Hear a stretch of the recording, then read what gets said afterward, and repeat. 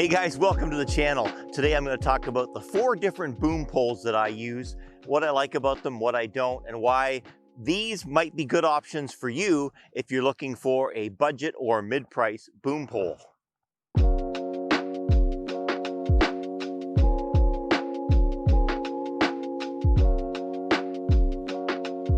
Before I even talk about boom poles, let's talk about why you need a boom pole. And this is the easiest way to illustrate that, is that most of us, we've all done this, myself included when we first started, is we think the microphone lives on our camera and we leave it there.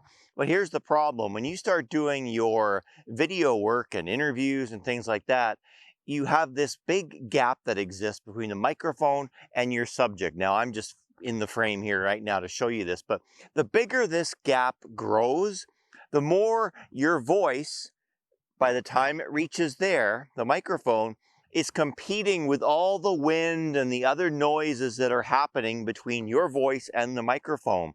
That's the biggest problem, and that's why a lot of times the audio is not good. But if you close this gap up to within 1 to 2 feet, which is way superior, now your voice is more commanding the microphone's time. You're not competing as much with wind and other noises because your voice is closer. So that's the key. A boom brings your voice closer to the microphone because you can extend it. And that's what we're going to talk about today, is why these boom poles are so awesome. If you're looking for an ultra portable option, so this would be for people who are backpacking and out in the outdoors and don't have a lot of room, typically, this is a great option. And it's not even a boom pole. It's simply an extension pole. This is the SANDMARC compact extension pole. I'll put links down below to everything. This doesn't open very far, but for a lot of you, if you're doing stuff just run and gun and only need to just extend your arm a bit, this can be a really simple option, and they're about 30 bucks, and I've used this. It's an awesome little, really rugged mini extension pole that doubles as a great mini boom pole. This is another great option that's an extension pole converted into a boom pole, and it's the MANFROTTO Compact Extreme Action Pole, which I tend to use this one a lot because it just gives me a bit more reach than the SANDMARC. This one collapses down to 17 inches, but it extends to 53 inches, which is twice as far as the SANDMARC one. So it gives me a lot more reach, and this one, again, is rugged. And if I just need to handhold something while I'm doing some filming, this one works really well. Love it. The MANFROTTO Compact Extreme Rugged Action Pole. Just remember though that these are extension poles or action poles, so they're not specifically designed to be boom poles. So that means you have to be really careful of one thing. These have rubber grips on the end, so they're a one-handed boom pole if you're going to use them as a boom pole. But here's the danger and the thing you have to be really careful of. Do not put your hands on the metal parts as you're holding it with a mic, because if you move your hands, that sound is going to transmit very likely up to your microphone, and you're going to get those rumbles or muffle sounds. So action poles are awesome. Just use them correctly if you're using them as a boom pole. Keep your hand really tight on that grip and don't move it.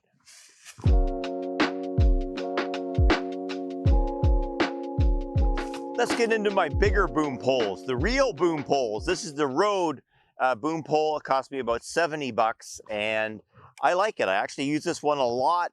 It has some advantages. Obviously, it's a boom pole, so this isn't a one-handed operation. This is 2 hands. It's got this nice big foam grip, so you can hold that out, and it's light, which is great too. The one con with this one is the locking system here is just a twist and lock. So you pull these out and then you have to rotate this in there and get it tight, and it supposedly stays in there. It kind of does. They're kind of a nuisance, so they can take a bit of time to figure out how to get back down again. That's one thing I'm not a fan of this type of twist lock tubes. But otherwise, a great boom pole. And like I said, it's very light and fairly compact as well.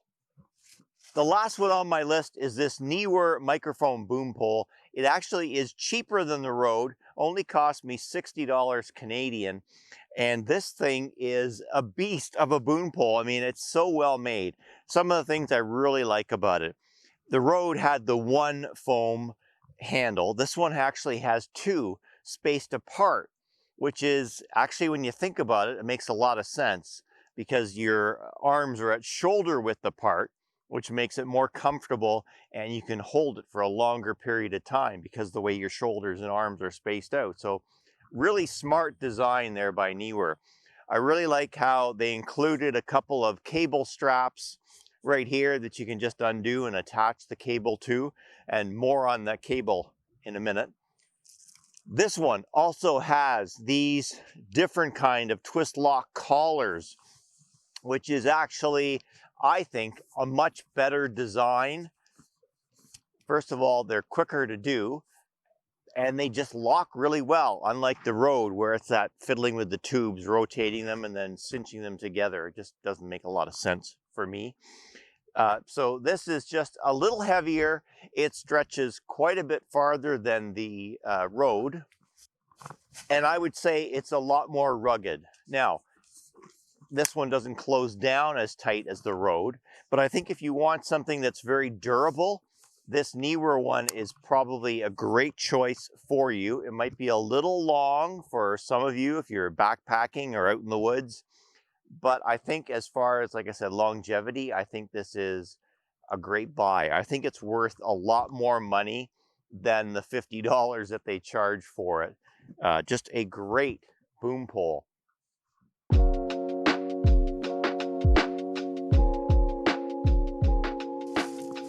Now, I think it's really important to remember, I can't tell you which boom pole you need. That's up to you and the type of shooting you do. Everybody has different needs.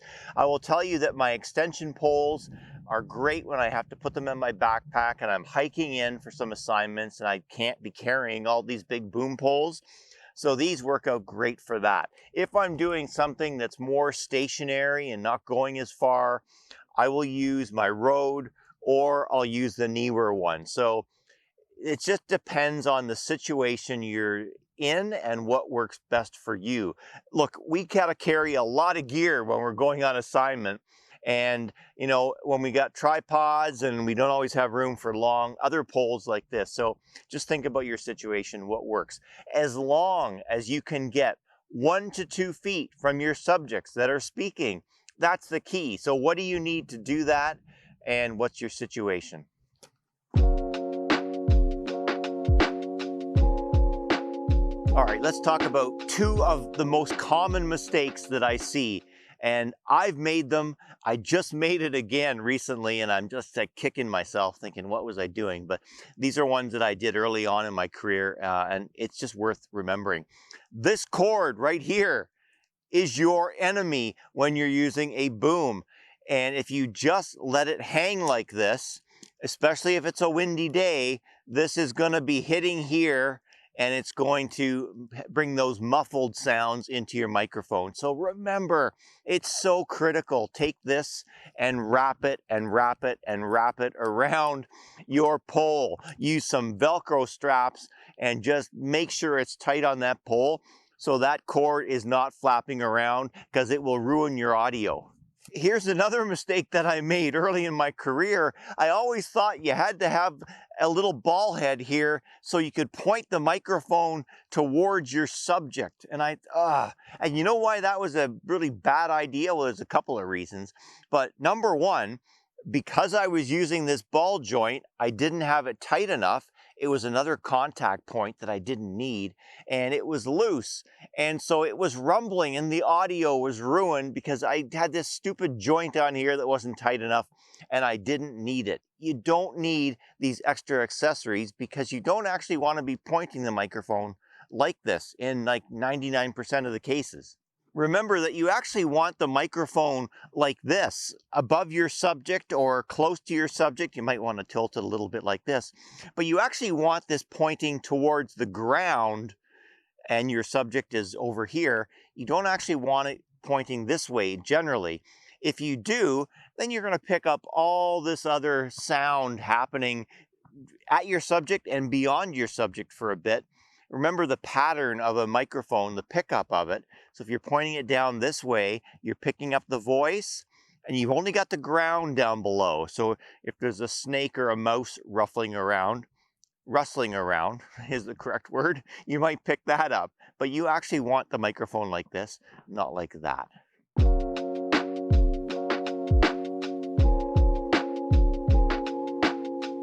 All right, if you didn't like my boom poles, I got another idea for you. Doesn't this look ridiculous? This is actually a really cheap hack. I just bought it, so I haven't tried it out in the field yet, but I'm going to, and I'll make a video about it. This is a gooseneck extension.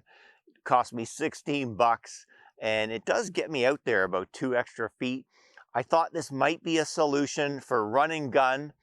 I might look a bit ridiculous. I might look like I'm fishing or something like that.